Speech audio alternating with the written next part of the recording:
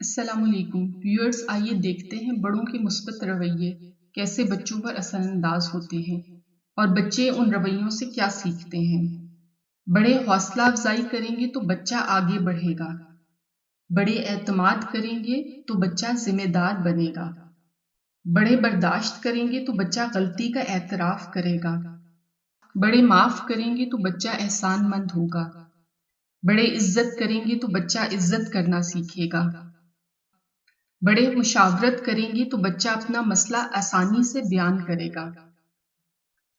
بڑے بچوں کے معاملات میں دلچسپی لیں گے تو بچے کی دلچسپی بھی بڑھے گی۔